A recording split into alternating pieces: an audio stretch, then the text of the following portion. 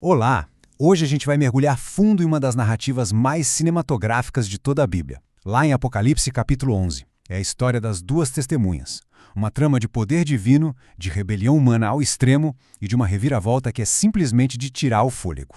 Agora para pensar na cena. Dois homens sozinhos encarando todo um sistema global com uma mensagem de Deus. A grande questão aqui é, o que acontece quando a verdade de Deus bate de frente com um mundo que simplesmente a odeia? A resposta, olha, é ao mesmo tempo chocante e gloriosa. Mas antes dos nossos personagens principais entrarem em cena, o palco precisa ser preparado. E o cenário de todo esse drama é a cidade de Jerusalém, num futuro período de grande crise. A história começa com uma ordem bem específica dada ao apóstolo João. Levanta-te e mede o templo de Deus. Para uma linha de interpretação muito forte, a dispensacionalista, isso aqui não é só um símbolo, não. Isso aponta para um templo literal, de pedra, que vai ser reconstruído em Jerusalém durante a Grande Tribulação. E medir algo na linguagem da Bíblia é como dizer, isso aqui é meu. É Deus demarcando e protegendo o que pertence a Ele. E aqui tem um detalhe fundamental. O pátio de dentro, o sagrado, é medido e protegido. Mas o pátio de fora, esse é deixado de lado. Por quê? Porque ele vai ser entregue, vai ser pisado pelas nações, ou seja, pelos gentios, por exatos 42 meses.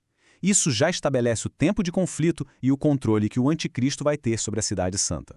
E é justamente nesse cenário de ocupação, de rebelião, que Deus envia as suas duas testemunhas. Elas aparecem do nada, vestidas de pano de saco, que é um sinal de luto, de chamado ao arrependimento, para profetizar em nome de Deus. Agora repara como os números se conectam com uma precisão incrível. Os 1260 dias do ministério delas são exatamente os mesmos 42 meses em que a cidade é dominada. Ou seja, é um testemunho divino acontecendo ao mesmo tempo que o mal parece estar no controle. Tudo parte de um cronograma profético de Deus. Aí não vamos pensar que elas estão indefesas, longe disso. Deus dá a elas um poder sobrenatural que é impressionante. É tanto poder que muitos estudiosos chegam a especular que poderiam ser Moisés e Elias de volta, sabe? Por causa da semelhança com os milagres que eles fizeram.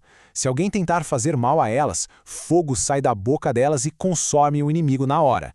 Durante todos os 1260 dias, elas são simplesmente intocáveis. Só que essa proteção divina tem prazo de validade. O tom da história muda de repente quando o ministério delas termina.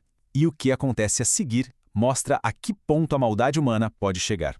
É só quando elas acabam seu testemunho que a permissão é dada. A besta, o anticristo, finalmente consegue lutar contra elas e matá-las. Isso reforça uma verdade importantíssima. Nada, nem mesmo a morte dos profetas de Deus, acontece fora do tempo que ele determinou. E o desrespeito não para na morte. Os corpos delas não são sepultados. Pelo contrário, ficam expostos na rua principal de Jerusalém. Uma cidade que, naquele ponto, é comparada a Sodoma por causa da imoralidade e ao Egito pela rebeldia contra Deus. A mesma cidade onde o Messias foi crucificado. A reação do mundo a essa cena é chocante. Em vez de horror, o que acontece é uma festa global. O mundo inteiro comemora a morte dos profetas de Deus, trocando presentes como se fosse um feriado. Mas por quê? Porque a verdade que eles pregavam era um tormento para a consciência de uma humanidade que escolheu a rebelião. A festa do mundo, no entanto, dura pouco. O roteiro vira de uma forma espetacular. O que vem a seguir transforma a alegria global em puro terror. Depois de 3 dias e meio, diante dos olhos de todo mundo, provavelmente com transmissão ao vivo por todos os canais, o espírito de vida enviado por Deus entra neles de novo. Eles se levantam. O pânico toma conta de quem está assistindo. E aí, uma voz poderosa do céu os chama para casa e eles sobem numa nuvem à vista de todos os seus inimigos. É a justificação pública e definitiva de Deus. E a resposta de Deus não para por aí. A subida deles é seguida imediatamente por um ato de juízo. Um terremoto devastador atinge Jerusalém no exato momento em que eles desaparecem nas nuvens. E é um juízo específico, cirúrgico.